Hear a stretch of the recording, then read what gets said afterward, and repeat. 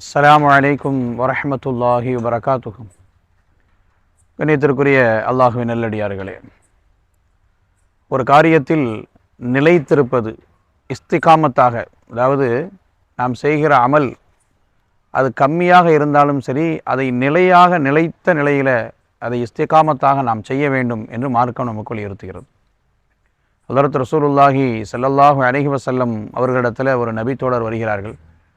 வந்து, யா ரசூலல்லாஹ், நான் வாழ்க்கையில் இம்மை மறுமையில் வெற்றி பெறுவதற்கு நான் என்ன செய்ய வேண்டும் என்று ஸல்லல்லாஹு அலைஹி வஸல்லம் இடத்துல கேட்குறாங்க. பெருமானார் ஸல்லல்லாஹு அலைஹி வஸல்லம் அவங்க ஆமன்னா பில்லா, அல்லாஹுவை கொண்டு நீ ஈமான் கொண்டு விடு.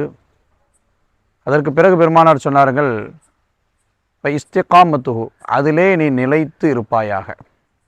அந்த ஈமானில் உறுதிப்பாடோடு இறுதி வரைக்கும் நிலையாக அந்த ஈமானின் மீது நீ நிலைத்திருப்பாயாக, அது போதும்.